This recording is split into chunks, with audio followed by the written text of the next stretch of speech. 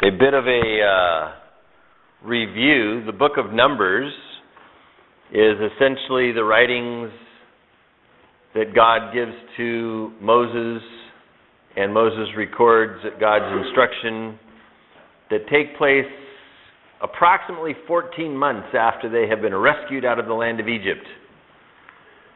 And in this particular book, we find God kind of initially setting things in order by taking a census of all the tribes, and then separately segregating out the Levites to not have them be a part of the original census or the numbering of the people.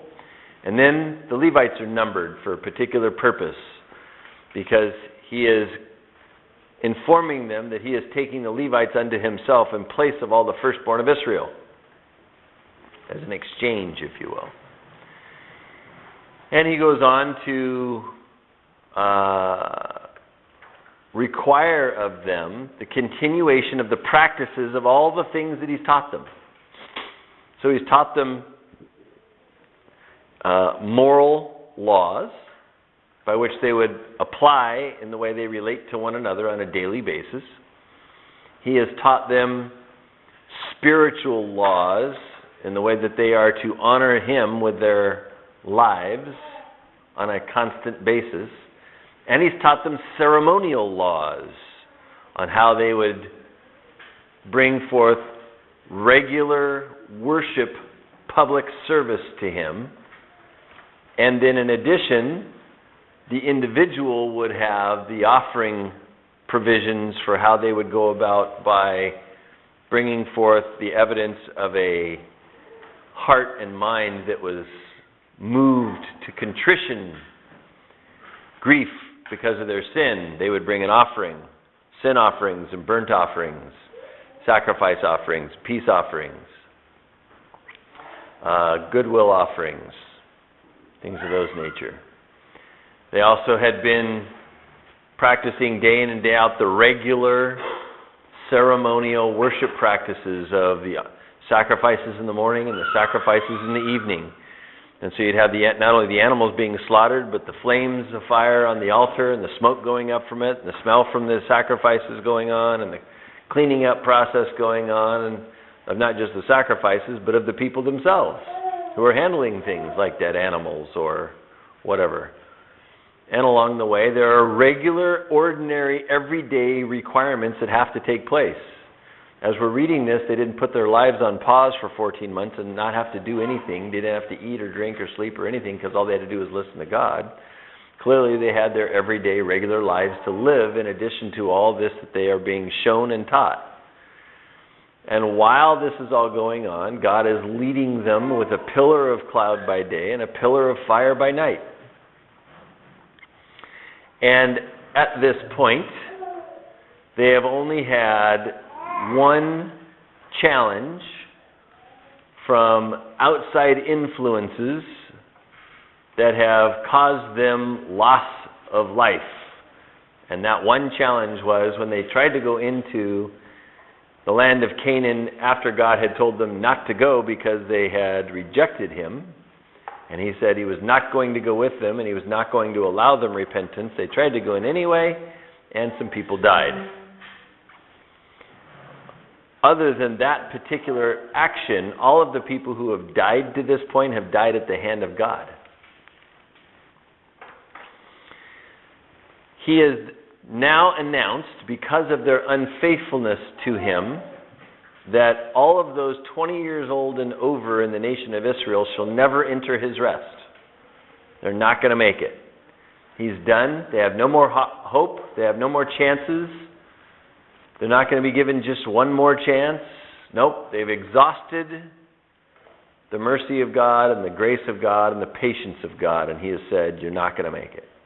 But your children, the ones you were afraid of being taken captive by the giants in the land, they're the ones I'm going to raise up, and they're going to go in, and they are going to be the recipients of the promised land that I had originally promised you that you would pass down to them. You now do not get it, but they will. And that's where we pick up our story. Remember also that there has been, in the midst of this, some challenge to the recognition of God's designed governing structure when Aaron and Miriam rebelled against him. Rebelled against God and rebelled against Moses, and basically accused Moses of taking too much responsibility upon himself. And God demonstrated his displeasure with them by giving Miriam leprosy for a week. And then he healed her. So with all this going on, the next teaching here is a very important teaching. He's just told all those 20 years old and over, you're not going to make it. You're going to perish in the wilderness. And he's told the ones that were not part of the census as 20 years old and over, that were younger than that, you're going to make it. Now, that you're going to make it statement is obviously a conditional statement. He's just shown them that your parents were unfaithful to me and they're not going to make it. But I'm going to be the one who's going to take you in as the next generation. Clearly he had already, by his teachings, has the implied condition of, if you're faithful to me. He doesn't have to continue to repeat it, given that he's already taught it exhaustively. But what you're going to find is he is going to now start teaching some things to this new generation that he's already taught the older generation. He's going to do it right away. And it's very important you listen to how he speaks. So we'll pick it up in Numbers chapter 15, verse 1. And we read, And Yehovah spoke to Moses, saying, Speak to the children of Israel, and say to them, When you have come into the land you are to inhabit, which I am giving to you, and you make an offering by fire to Yehovah, a burnt offering or a sacrifice to fulfill a vow, or as a freewill offering, or in your appointed feasts, to make a sweet aroma to Yehovah from the herd or the flock. Then he who presents his offering to Yehovah shall bring a grain offering of 1/10 of an ephah of fine flour with 1/4 of a hin of oil, and 1/4 of a hin of wine. As a drink offering you shall prepare with the burnt offering or the sacrifice for each lamb. Or for a ram you shall prepare as a grain offering 2/10 of an ephah of fine flour mixed with 1/3 of a hin of oil. And as a drink offering you shall offer 1/3 of a hin of wine as a sweet aroma to the Lord. And when you prepare a young bull as a burnt offering or as a sacrifice to fulfill a vow or as a peace offering to Yehovah, then shall be offered with the young bull a grain offering of 3/10 of an ephah of fine flour mixed with half a hin of oil. And you shall bring as a drink offering half a hin of wine as an offering made by fire, a sweet aroma to the Lord. Thus it shall be done for each young bull, for each ram, or for each lamb or young goat. According to the number that you prepare, so you shall do with everyone according to their number. All who are native born shall do these things in this manner, in presenting an offering made by fire, a sweet aroma to the Lord. And if a stranger dwells with you, or whoever is among you throughout your generations, and would present an offering made by fire, a sweet aroma to Yehovah, just as you do, so shall he do. One ordinance shall be for you of the assembly, and for the stranger who dwells with you. An ordinance forever throughout your generations. As you are, so shall the stranger be before Yehovah. One law and one custom shall be for you and for the stranger who dwells with you. Again, Yehovah spoke to Moses, saying, Speak to the children of Israel and say to them, When you come into the land which I bring you, to which I bring you, then it will be, when you eat of the bread of the land, that you shall offer up a heave offering to Yehovah. You shall offer up a cake of the first of your ground meal as a heave offering. As a heave offering of the threshing floor, so you shall offer it up. Or The first of your ground meal you shall give to Yehovah, a heave offering throughout your generations. Now, before we go on to the next subject, I find there's a couple of particular passages that should have been very interesting to these people. As you look at what we just read, given the summary of what I just gave to you, what would you think would be the most interesting phrases in that section?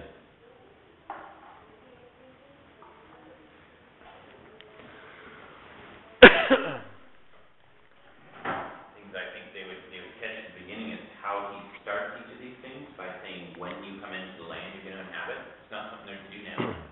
So it's only, given what just happened, it's only going to be those 20 years old and younger that are ever going to do this stuff.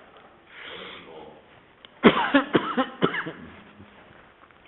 Right, yeah, I think that the phrases, there's two of them. There are two phrases, they say the same thing. You find one in verse 2, and you find the other one in verse 18. He says, when you come into the land to which I bring you, in verse 18, or when you have come into the land you are to inhabit, which I am giving to you. Those statements are statements where God's wondering whether or not he can do it. You see, the way he speaks is intended to be an indication, not just what he speaks, but the way he speaks is intended to indicate something. It is intended to indicate to them that they can trust him and that they can count on him. It's not a maybe. Now, here's an important reason why this is important. Turn in your Bibles to Philippians chapter 1.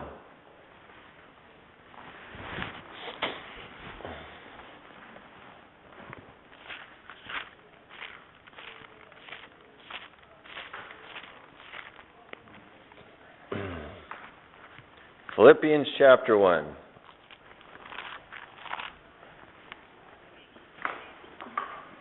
That's right. That's on page 1032.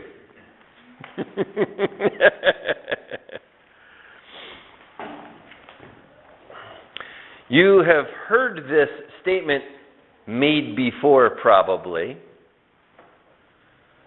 But we're going to put it in context that the listeners who are hearing such a statement would have understood such a statement in their time.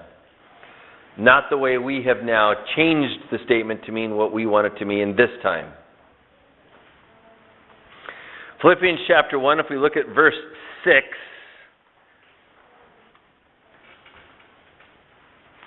it's in the middle of a statement, but it's commonly plucked out and quoted just as this little sentence.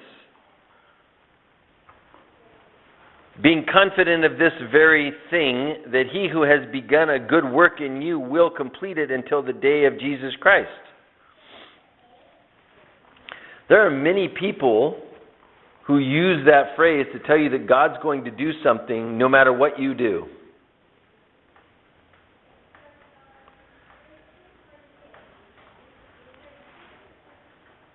The phrase says, he who has begun a good work in you will complete it until the day of Jesus Christ.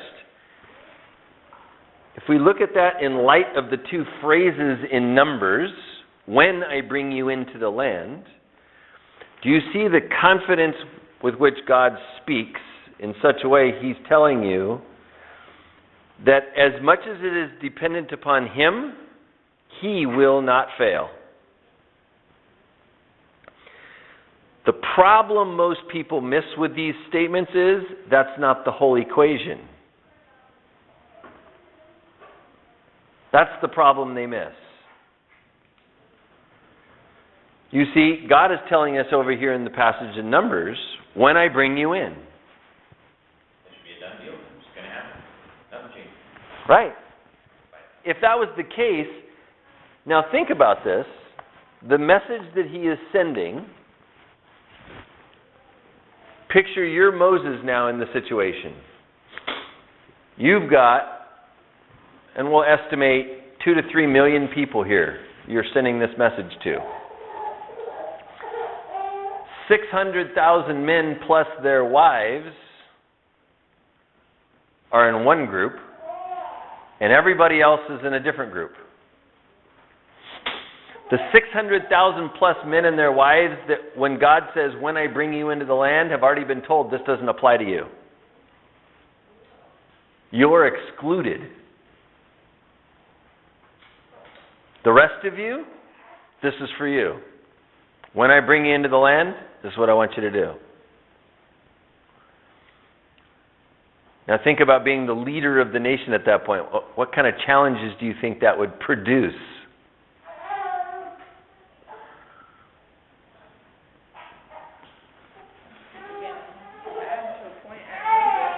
You potentially would have a volcanic response from those who have already been excluded. Because remember, God says, this is the land I'm going to give you. I'm going to send spies in. Spies go in. Hey, it's right. It's full of all the stuff He said it is. It's absolutely true, but there are giants and we can't beat them. And God's not big enough to help us with it. And God rebukes them. And the 10 people that bring that message, God kills them. Because they contaminated the minds of the people in the nation who made the decision not to go into the land, but instead to rebel against God and to say we want to turn around and go back to Egypt. God's now sending a message to the nation. I'm going to separate you two groups. You guys 20 years old and over, this doesn't apply to you. You guys under 20 years old, this applies to you. When I bring you into the land, here's what I want you to do. Now, you also have to remember that what He's telling them is, not only is He going to do something, but He's going to give them great blessings in the land. When He starts talking about lambs to slaughter, and rams to slaughter, and bulls to slaughter, and hins of fine flour, and hins of oil, and hins of wine, you're talking about a significant amount of produce. You're talking about a lot of wealth in an agricultural community. So He's saying, not only am I going to take you in order for them to have all these things, can you picture in any way the nation being successful enough to have herds of cattle or sheep or goats and land with vines producing grapes to make wine or trees making olives for oil? Can you picture in your mind how that would be if the place was in chaos and at war? You see, also by telling them that this is what they're going to have, He's telling them He's going to give them peace and protection from their enemies. He doesn't say it specifically, but because of what He does say and the way He says it, that's another piece that they would automatically know they'd pick up. There's no way they're going to have flocks producing if they're having to run around the countryside and hide from their enemies. Their flocks aren't going to produce. Number two, you're not going to have farming territory that's going to be well developed when your neighbors who are attacking you are going to come in on you and ruin all your fields, because one of the ways that they beat you is take your food and water away from you. That was the most common way that they would beat you back in those days. It was a war of attrition. Took many months, and basically what they would do is they would confine you into a space where you wouldn't have enough water or food to survive, and you would finally just run out and not be able to battle against them. You wouldn't be able to defend yourself. And so He's talking about a land that He's going to give them that they said, that their parents said, we can't make it. And oh, by the way, I'm going to give you the protection from your enemies, and I'm going to give you an abundance of supplies. But not you guys. You're not going to make it because you rebelled against me. Now, put that in the context of your Philippians 1:6 statement. I'm convinced that He who has begun a work in you will complete it at the day of Jesus Christ. What is the piece that is not specifically stated but clearly implied by all the rest of his teachings. That he's going to make you do it against your will? That if you continue to rebel against him, he's still going to make you into a saint? You see, these are ridiculous notions that people dream up because they create God in their own image. But the reality is, if we don't pay attention to him and follow him, learn from him and follow him the way he wants, we're not going to make it. And he's now got two separate groups he's speaking to simultaneously, and he's already told the one group, this doesn't apply to you. But in the meantime, while I'm raising these guys up who are going to have it, your job is to provide for them, to raise them up, because you still have adults that have to do adult level work, right? You don't just slaughter all the people 20 years old and over and say, okay, all you kids, here's what we're going to do. That doesn't work. So that's why it's going to take 40 years of marching around the wilderness for that generation who's going to be excluded to grow old in the flesh, to raise up the younger generation to an age of maturity and adulthood, so that when they go in the land, they can do the adult level things they need to do. Now, we pick up our study in Numbers chapter 15, verse 22. If you sin unintentionally and do not observe all these commandments which Jehovah has spoken to Moses, all that Jehovah has commanded you by the hand of Moses, from the day Jehovah gave commandment and onward throughout your generations. So what kind of period of time is he talking about? Forever. Since Adam.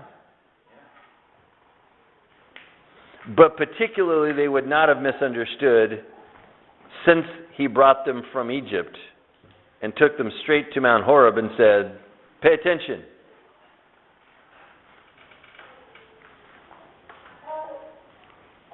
Verse 24, then it will be, if it is unintentionally committed without the knowledge of the congregation, that the whole congregation shall offer one young bull as a burnt offering, as a sweet aroma to Jehovah, with its grain offering and its drink offering according to the ordinance, and one kid of the goats as a sin offering. So the priest shall make atonement for the whole congregation of the children of Israel, and it shall be forgiven them, for it was unintentional. They shall bring their offering, an offering made by fire to Jehovah, and their sin offering before Jehovah for their unintended sin. It shall be forgiven the whole congregation of the children of Israel and the stranger who dwells among them, because all the people did it unintentionally. For if a person sins unintentionally, then he shall bring a female goat in its first year as a sin offering.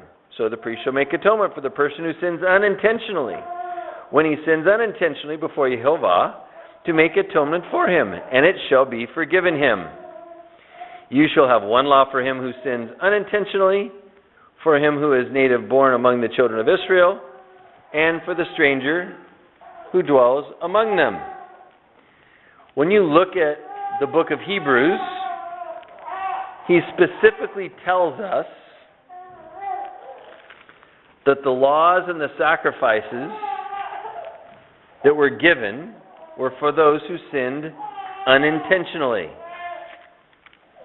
And he goes on, not only having said that specifically, but if there's a person who does the opposite, who knows what he is supposed to do and chooses to sin anyway, he tells us that that person who is making that choice doesn't have the same provision for the sacrifice and offering to be forgiven.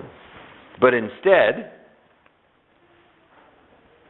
Hebrews chapter 10, verse 26, if we sin willfully after we've received the knowledge of the truth, there no longer remains a sacrifice for sins. He's specifically talking about what they would have learned from right here in Numbers chapter 15. He's saying, look, that's not theirs. Those sacrifices are for unintentional sin.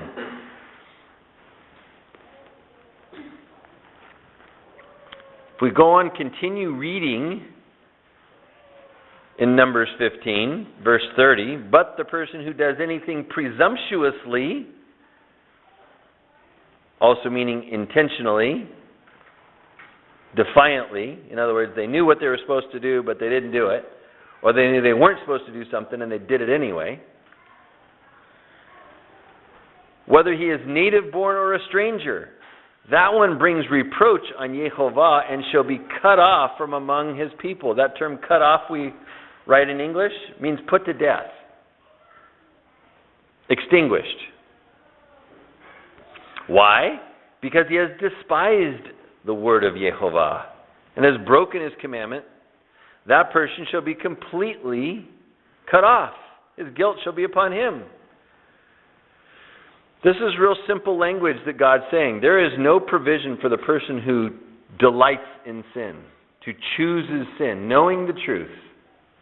And remember, these are people who have been rescued, people who have been taken out of Egypt, people who have been baptized in the cloud, baptized through the Red Sea, are eating of the bread of life, who are drinking of the living water coming out of the rock, provided for by the rock, which we know is Christ. All of this provision that God's saying, the person who then chooses sin and presumes God will forgive them, they are sadly mistaken. God is under no obligation to do such a thing. And he's going to give them a test right here. He's going to show them what he's talking about.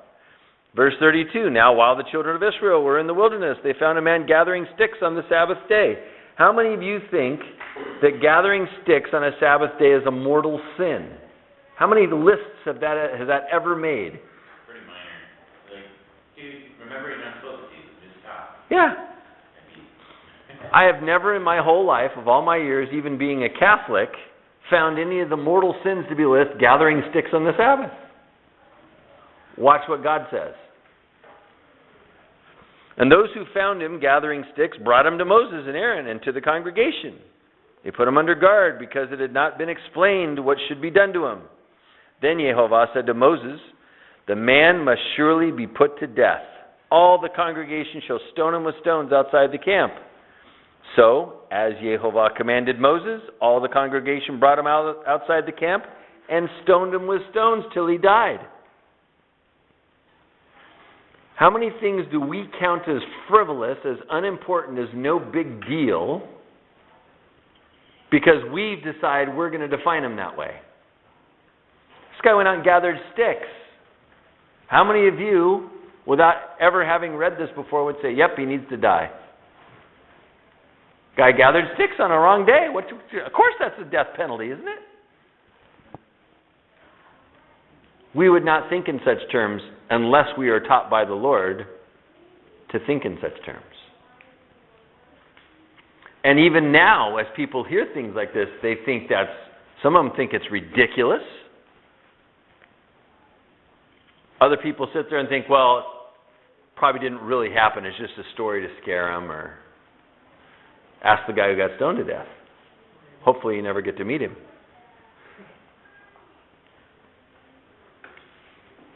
So, what God's demonstrating here, and it's a very interesting part of the story, is you had people who went into the land before, saw there were giants, rebelled against God, contaminated the nation rebels against God and wants to go back to Egypt, and now the next story is they find a guy gathering sticks and say, what should we do?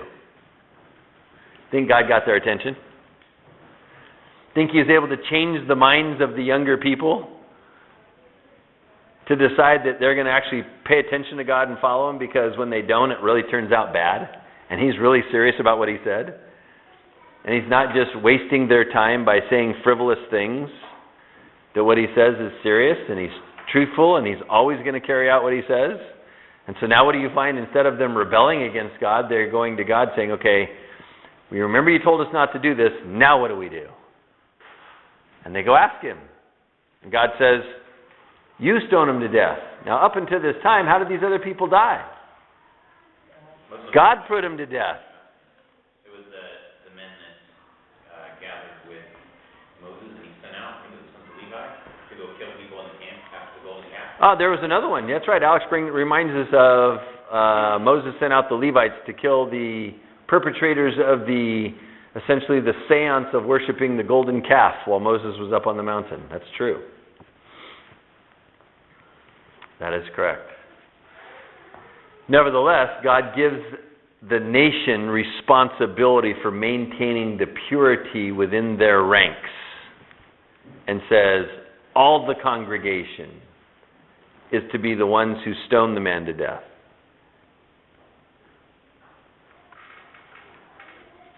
They have to take responsibility for their place in the kingdom. They have to understand that it's not just a privilege, it is also a responsibility.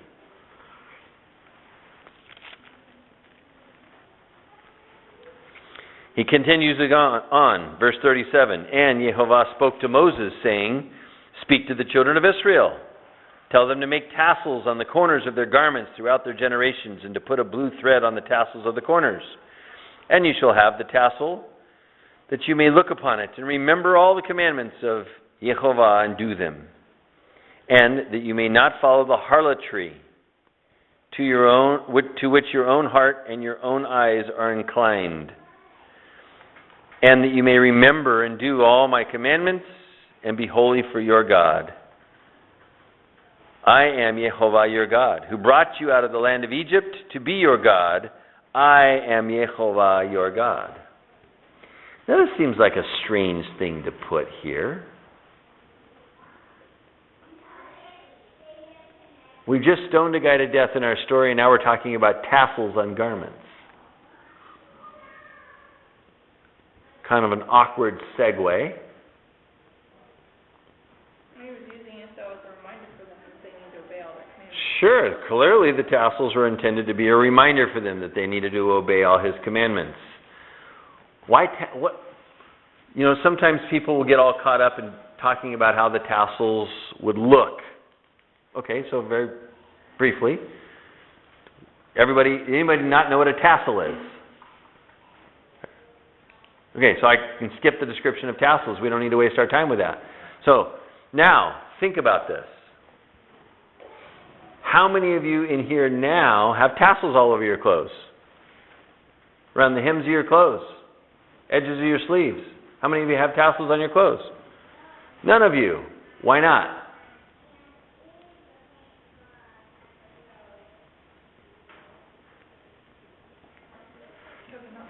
And I get all these blank stares. I don't know. Because that's not our style? You want to know why they're not on your clothes? Let me put it this way. If there was something that would be beneficial to you, having those tassels on your clothes, they'd be there. If you derive some benefit from having tassels on your clothes, they would be there. Guaranteed. If some famous person, whether a person of good character or an idiot, came out and was wearing them as the new style, and all of their chipmunk followers would put them on. So why don't we find tassels all over our clothes? And the answer is because they are always getting in the way. They make everything difficult. You step on them, you snag them, all sorts of problems. Now, you guys are an industrialized people. You have highly protected jobs in most cases.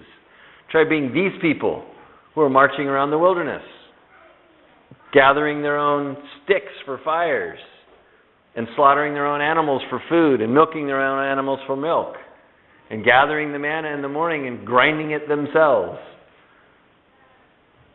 All the things they would have to do, living in the dirt environment. How obnoxious do you think those tassels might have seemed? Quite obnoxious. Yeah, they'd be getting in the way all the time. They'd be getting dirty and nasty and gross. You follow? So the tassels are here not as a decorative item, but they would have been a significant inconvenience to them on purpose, so that constantly they'd be reminded. Now, fast forward the story to Jesus' time. What do we find the condition of the priests? Well, the priests would do no work because Jesus rebuked them for laying the burdens on everybody else and not being willing to lift a finger themselves. And they wore long robes with long tassels on them and shawls with long tassels on them. You see, what they did is they removed themselves from the burden of the tassels getting in the way, and now they became an item of decoration. What God had intended for a practical, purposeful good, they turned around, and because they corrupted their lives, turned the whole subject of the issue of having tassels on their clothes to be a very corrupted thing. And they use it as a decorative item, trying to show their superiority among their men. This was intended for the common person. Put tassels on your clothes so that you got to work around them all day, every day. And when you're having to move them out of the way and trying to keep them clean and having to repair them because you snagged them and all that stuff, every time you got to do something with them or to avoid messing them up, that's intended to be that reminder. You follow? That's why they're here. Because God is trying to tell them at the end of this little passage, boys and girls, your parents didn't make it because they didn't pay attention. They didn't keep my word. They didn't continue to trust in me. They didn't continue to believe in me. And they made it up according to their desires of their own heart. You better be careful. And so I'm going to give you a tool, he says, to help you remember. Put tassels on your clothes with blue thread, which, by the way, for them would not be easy to come by. Color back then would be for rich people. Color is difficult to come up with for them. We come up with color like it's nothing because we're an industrialized society. For them, color was difficult. And blue represented royalty. So the purpose of the blue and the tassels, remember, it's the commandment of the king. Who's their king? Yehovah, the Lord. And so, he is calling them to pay attention. After saying, I'm going to take you into the land, and this is what I want you to do for sacrifices. And oh, by the way, I'm going to be merciful for the one who sins unintentionally, but not the one who sins presumptuously.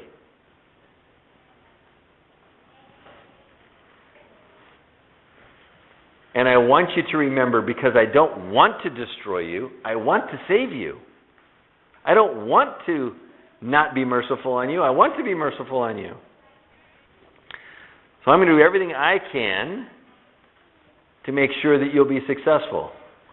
I'm going to do everything in my power, he says, because I'm the one who began this work, to be faithful to complete it as much as is dependent upon me. But I'm not going to do your part. You got to do your part. Well, there's some people who didn't get the message. Chapter 16. Now Korah, the son of Isar, the son of Kohath, the son of Levi, with Dathan and Abiram, the sons of Eliab, and On, the son of Peleth, sons of Reuben, took men. And they rose up before Moses with some of the children of Israel, 250 leaders of the congregation, representatives of the congregation, men of renown. They gathered together against Moses and Aaron and said to them, You take too much upon yourselves, for all the congregation is holy, every one of them, and Yehovah is among them. Why then do you exalt yourselves above the assembly of Yehovah? So when Moses heard it, he fell on his face, and he spoke to Korah and all his company, saying, Tomorrow morning Yehovah will show who is his and who is holy, and will cause him to come near to him. That one whom he chooses, he will cause to come near to him. Do this. Take censers, Korah and all your company, put fire in them, and put incense in them before Yehovah tomorrow. And it shall be that the man whom the Lord chooses is the Holy One. You take too much upon yourselves, you sons of Levi. Then Moses said to Korah, Hear now, you sons of Levi, Is it a small thing to you that the God of Israel has separated you from the congregation of Israel to bring you near to himself, to do the work of the tabernacle of Yehovah, to stand before the congregation to serve them, and that he has brought you near to himself, you and all your brethren, the sons of Levi, with you? And are you seeking the priesthood also? Therefore you and all your company are gathered together against Yehovah. And what is Aaron that you complain against him? And Moses sent to call Dathan and Abiram, the sons of Eliab, but they said, we will not come up. Is it a small thing that you have brought us up out of the land of flowing with milk and honey to kill us in the wilderness, that you should keep acting like a prince over us? An interesting way to describe Egypt, a land flowing with milk and honey. They were slaves being beaten for not producing bricks fast enough. Short memories. Verse 14. Moreover, you have not brought us into a land flowing with milk and honey, nor given us inheritance of fields and vineyards. Will you put out the eyes of these men? We will not come up. In other words, look, you've already told us we're never going to get to go in. We've got to trample around the wilderness here. Why should we listen to you? We care less what you have to say.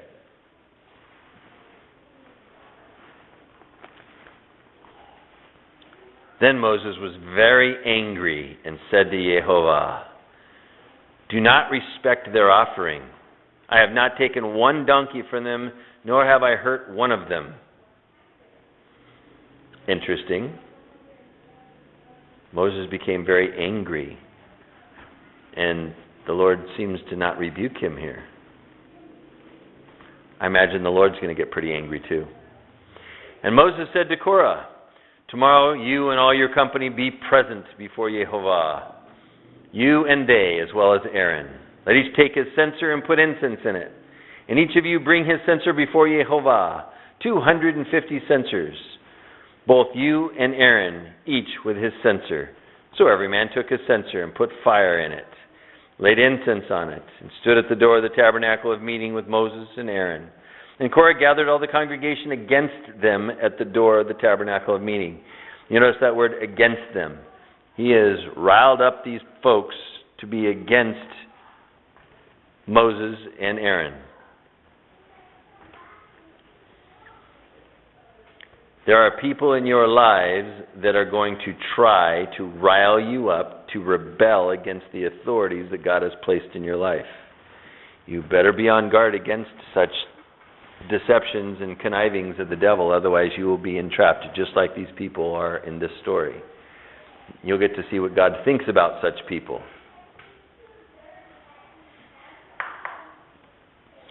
Verse 20, and Yehovah spoke to Moses and Aaron, saying, separate yourselves from among this congregation, that I may consume them in a moment. Then they fell on their faces and said, O God, the God of the spirits of all flesh, shall one man sin and you be angry with all the congregation? So Yehovah spoke to Moses, saying, speak to the congregation, saying, get away from the tents of Korah, Dathan, and Abiram. Then Moses rose and went to Dathan and Abiram, and the elders of Israel followed him. And he spoke to the congregation, saying, depart now from the tents of these wicked men. Touch nothing of theirs, lest you be consumed in all their sins. So they got away from around the tents of Korah, Dathan, and Abiram. And Dathan and Abiram came out and stood at the door of their tents with their wives, their sons, and their little ones.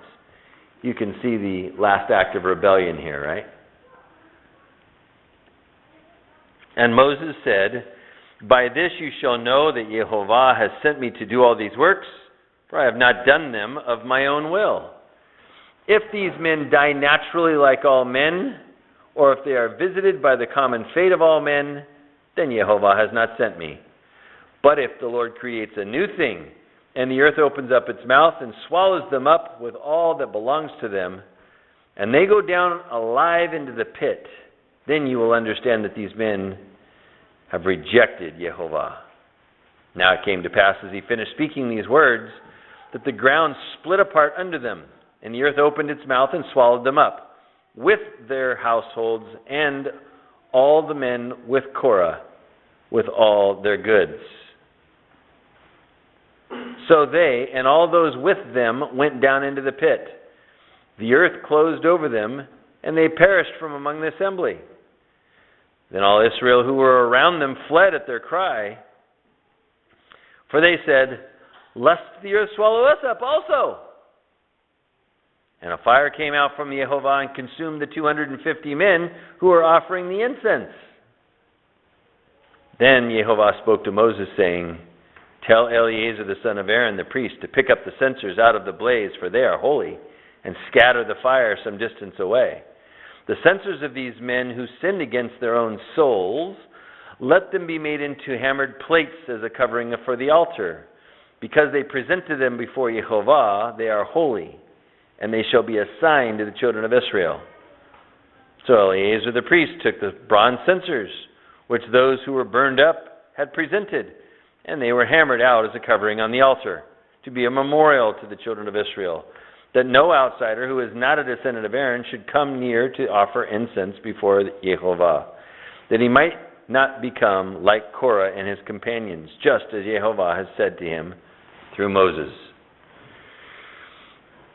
You see, this is a story of people rebelling against God by rebelling against the order and structure that he has put in place for governing the various situations of life.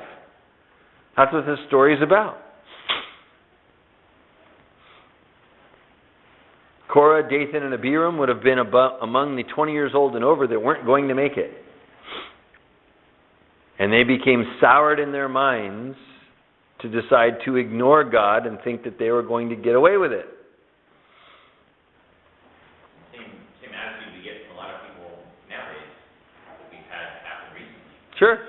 Who are you to say that God wants us to do this thing? I'm just as close to God as you are, and I can decide what He's telling me. That's exactly what happens. Not what you're telling me. That's right. You have people who will make the very same claims. Look, I'm just as close to God as you are, and I can make up my own mind. I don't need you meddling in my affairs. That person is the very rebel that God's talking about in this story, and is going to experience, if not the same immediate consequences, the same ultimate consequences that the people in rebellion have experienced in this story. That's exactly what they're going to get.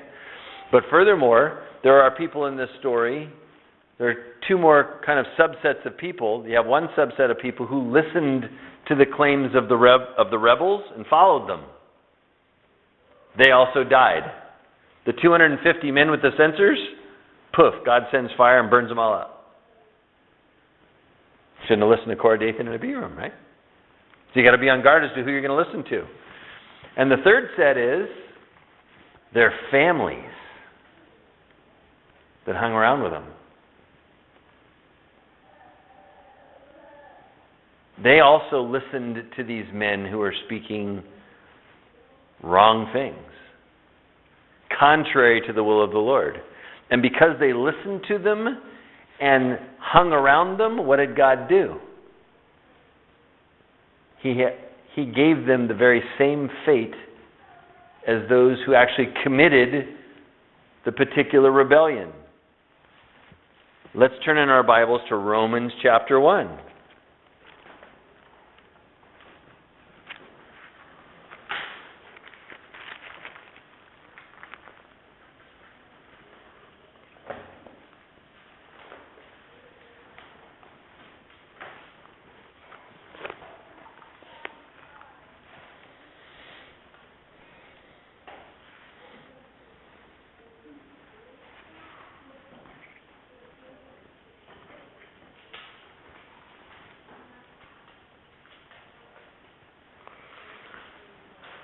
Romans chapter 1, we'll start in verse 28.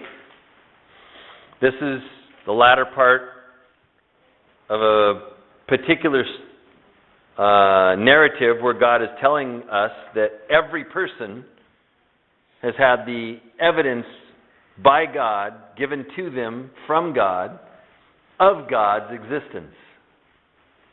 And they've either received that evidence or rejected it and suppressed it in unrighteousness because they prefer the lust of their flesh.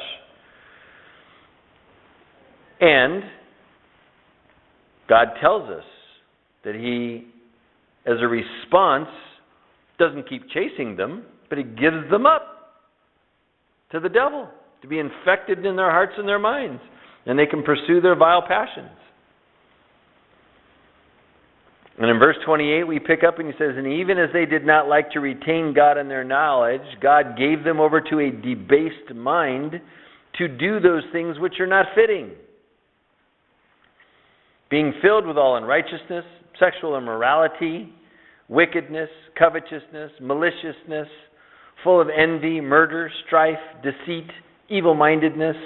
They are whisperers, backbiters, haters of God, violent, proud, boasters, inventors of evil things, disobedient to parents, undiscerning, untrustworthy, unloving, unforgiving, unmerciful, who, knowing the righteous judgment of God, that those who practice such things are deserving of death, not only do the same, but also approve of those who practice them." You see, whether you're the instigator of the problem, whether you're the actual perpetrator or the doer of the crime or the sin is in this case,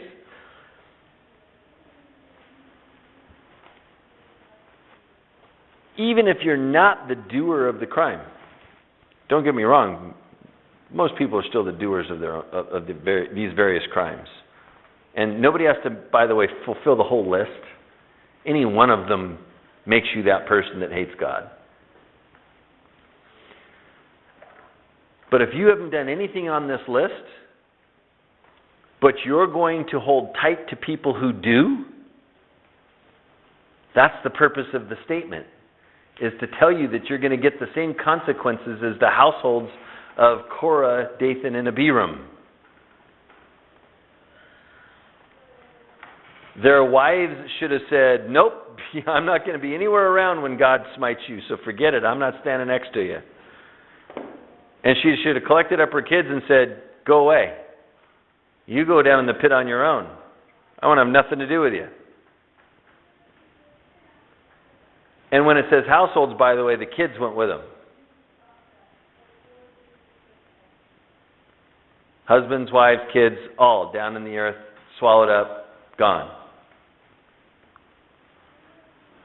This is why it's so very important to separate yourself from sin from anyone.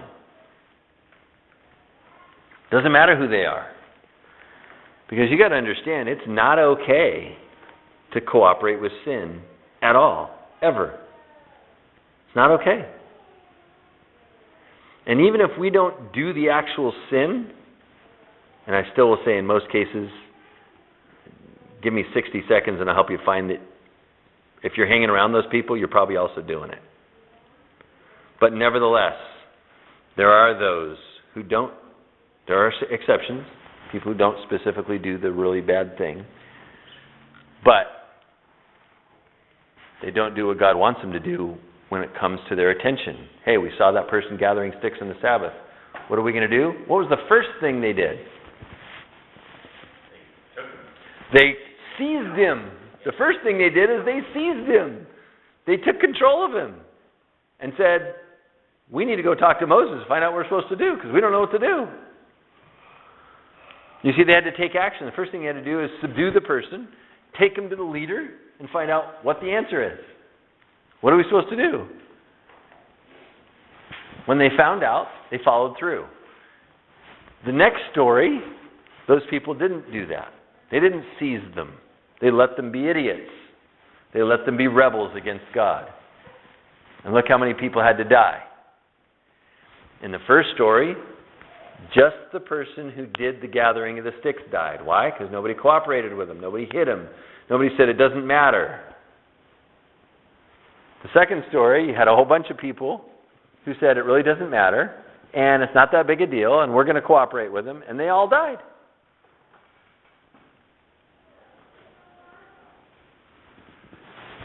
See, it's very interesting how God gives us these contrasting stories, one right after the other. The purpose of these stories isn't to focus on sticks or bronze censers.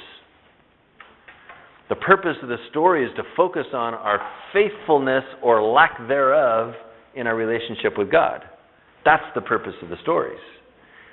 And God is trying to help us understand how important the details are in that relationship.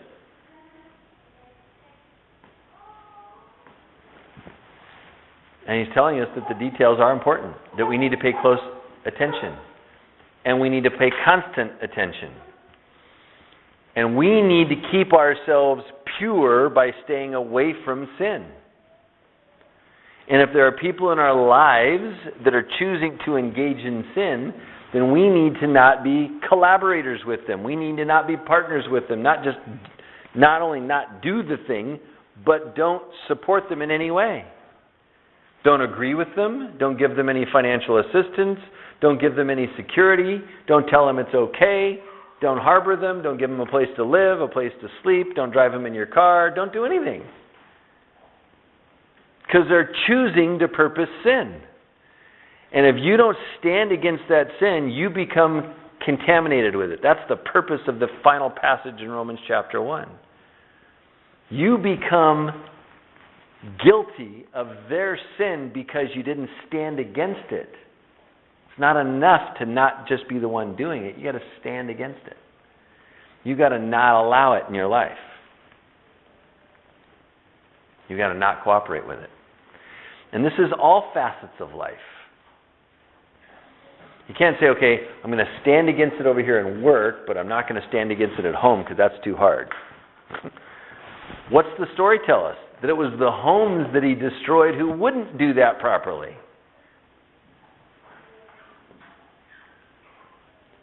The story of the man who gathered sticks. Why isn't his wife and children in the story? Apparently they weren't out there with him. They weren't out there gathering sticks with him, and they didn't have to die.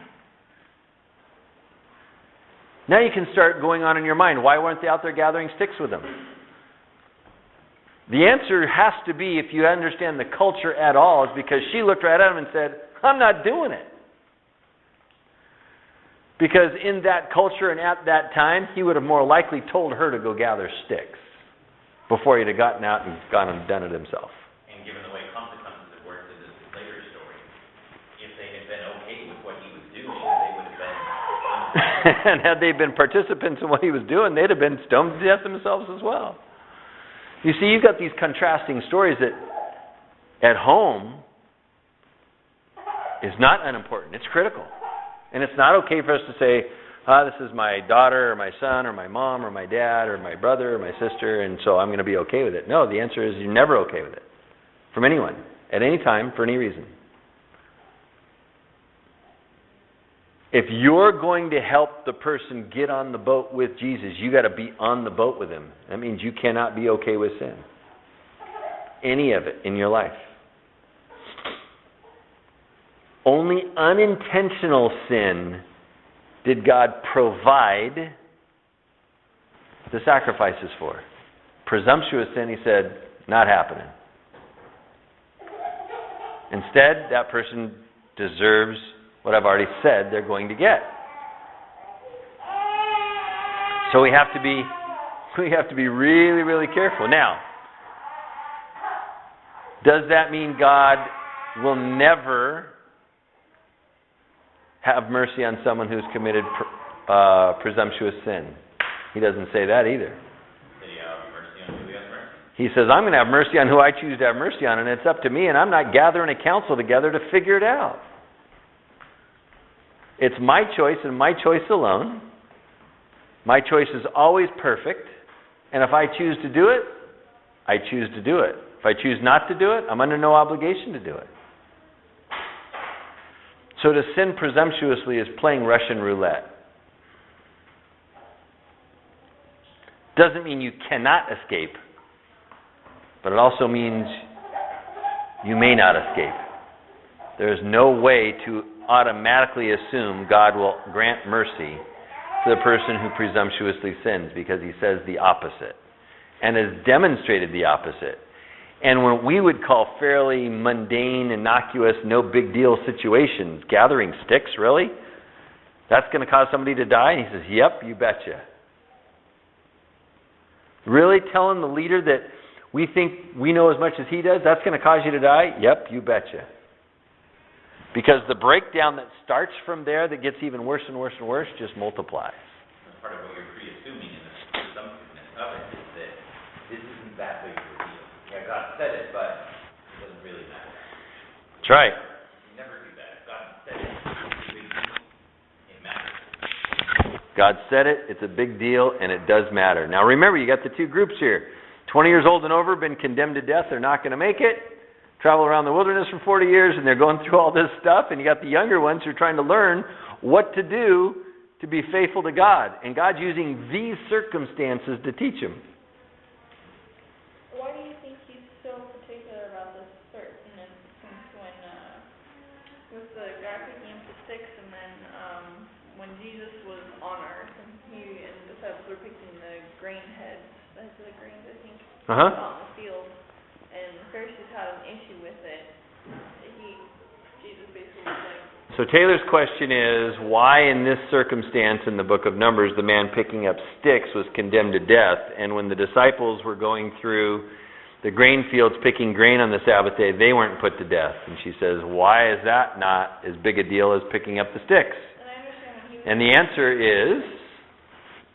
answer is, because picking up sticks is something that should have been done prior to the Sabbath to prepare for the Sabbath.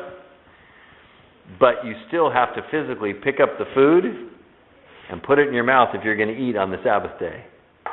And all they were doing going through the grain fields was not gathering grain for the week. They were simply plucking heads off and popping them in their mouth. And so all they were taking when they were going through the grain fields was simple nourishment for their bodies. And God made very clear that His laws were never to put a burden on man that would cause him to have to suffer, cause him to have to just be tormented frivolously. And so He didn't tell them don't eat on the Sabbath. yeah. He didn't tell them don't drink on the Sabbath. There are certain urgent things that happen on the Sabbath that you have to take care of. You actually have to get up and walk outside the camp when there's 2 million people. That's a bit of a walk to go out and go to the bathroom, for example. That's a little bit of a walk. And guess what you have to do? You have to take something with you to cover up your refuse. That's work. You still have to do it. Because He said, don't stop doing that. Do that every time you go. Well, wait a minute, it's the Sabbath. Which law do I break? And so the purpose of this was to understand that there are certain things that you have to do all the time on a continuous basis. And then there are other times there are emergencies to be taken care of.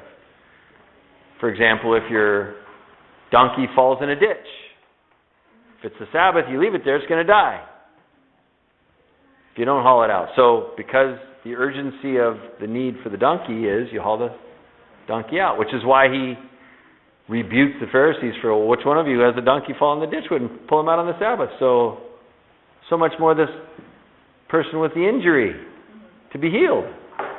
Because they said, don't come and be healed on the Sabbath. Got 6 other days to do that on. So it's the whole point that the guy should have known and would have known that he should have already prepared beforehand, and he chose not to. Correct. And he was not doing a thing that was good. He was doing something that he had put off from before to do it on the Sabbath day. He had a choice, and he made the choice to put it off to the Sabbath day, which would have diluted his worship of God in order to do what he wanted to do. Not something suddenly came upon him, or a need that your body has on a consistent basis having to be fulfilled, or that kind of thing. You follow? And those are the things that the Holy Spirit's got to help you with on a day-by-day basis.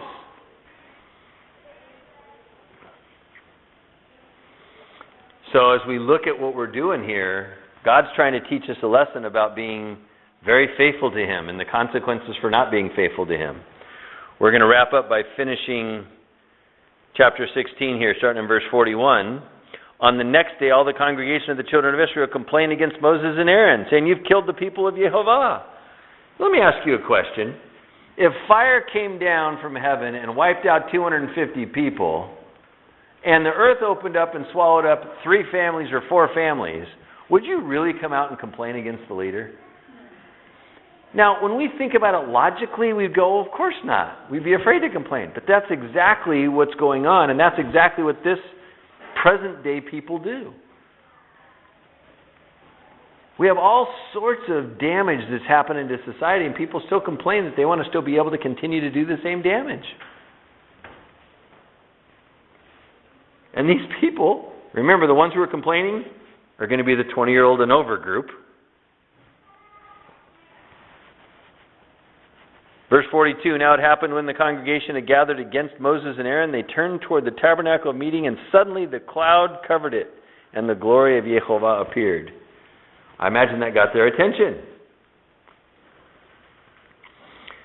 Think about being in Moses and Aaron's place. How many times have we read now that the congregation or some part thereof come against Moses and Aaron and want to argue with them, fight with them, stone them, whatever? Over and over and over again. It's a hard thing to do to be in a leadership position.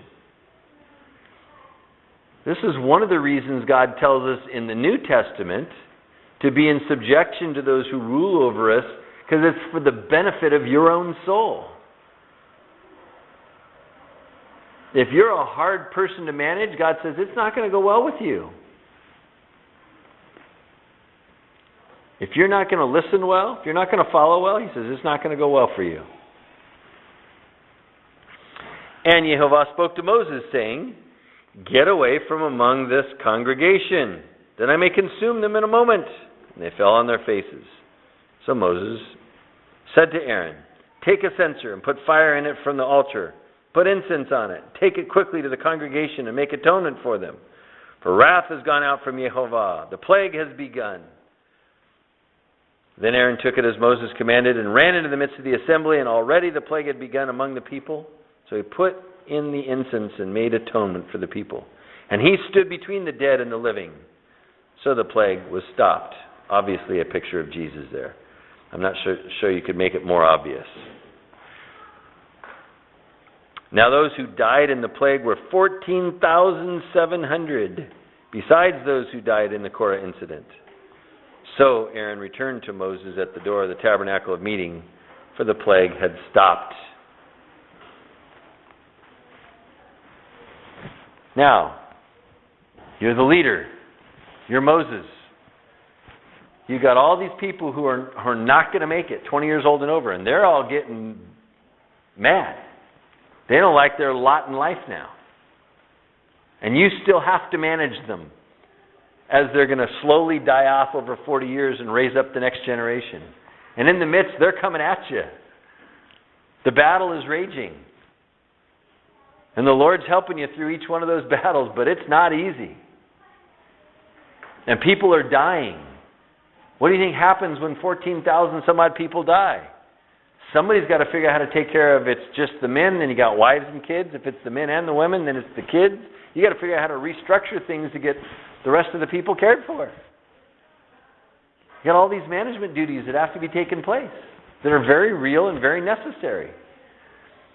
The only way this works is if the leaders lead and the followers follow. If that breaks, everything falls down.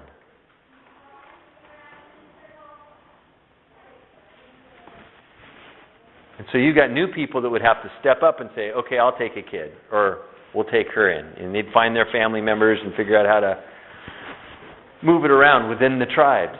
We don't know how many from each tribe died, but within the tribes, they'd take the people out of their own tribes that are dying from the plague, and then within that tribe, they'd find the families, and they'd figure out how they were going to move the people around and provide for them and make provisions for them, because the goal was to raise the kids up to be the generation that would inhabit the land.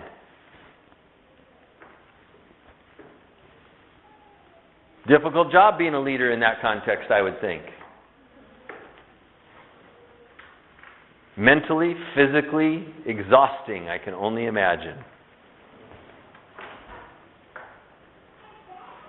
The only way you get through something like that is continuing to fall on your face before the Lord. It's the only way you're going to do it. And look at the humility that not only Moses has, but the compassion he has for the people. Moses gets mad at the people who perpetrate the crimes. What he doesn't want to have happen is have everybody have to suffer for the perpetrators of the crimes. And so he tries to see if they would learn the lesson. Right? Try to see if they would learn the lesson. Well, when they come back and complain, a bunch of them didn't learn the lesson. So the plague comes through and 14,000 and change people die. And you think to yourself, what does it take for the people to learn the lesson? We can think of this story and think of how ridiculous these people are and how stubborn they are and how hard-hearted they are and all those things. But we ought to first examine ourselves and make sure we're not being stubborn and hard-hearted in some place in our life and we're okay with sin in our life somewhere. And if we are, then we start there. We don't worry about what other people are doing. We examine ourselves first. And we do it expeditiously, which means quickly, ahead of something else. And we eliminate whatever compromises are in our life. Not play around with them, because it's deadly. And then we examine the close relationships we have with other people in our lives. We have to make sure that our interactions with them are handling the responsibilities of our status in the kingdom of God with that which God has commanded us to be. Not with what we want to be, because we get something out of it we have defined as more beneficial. And if we don't do those things, we will in fact experience the consequences God has illuminated in these stories.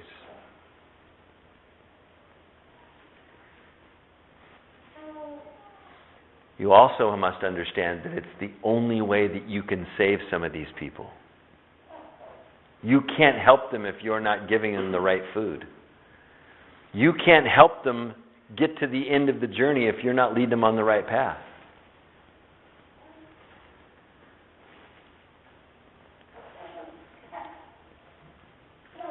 So if you really do love someone, you got to lead them in the way the Lord tells you to lead them. Otherwise, you demonstrate you don't love them. You just get something out of it personally that you like out of the relationship. That's not love. That's selfishness.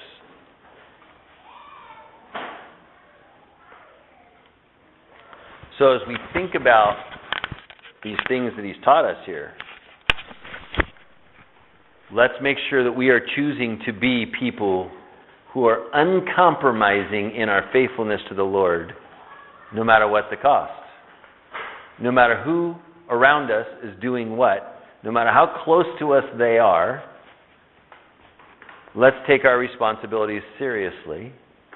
And let's be people who are going to be appreciative of the structures God does put in our lives, who honor the people who are in leadership and authority in our lives, who've given to them by God.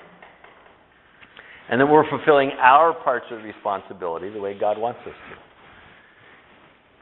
Which includes not only managing our own life, but managing our relationships with other people in a way that honors God. And when we do that, God is pleased. We won't have to read about on our own epitaph, God was angry with this person, so he opened up the earth and swallowed him. Thank you for joining us today on our YouTube channel, XL for Christ. We hope you like and even subscribe to our YouTube channel for ongoing edification that you can gain from listening to the messages and hopefully diving further into the Word of God to find out His truth. We also like you to visit our website at xlforchrist.org. This website talks about the discipleship process that we engage in with folks to help them grow in Christ. We hope you will join us in our endeavor to make disciples for the glory of God.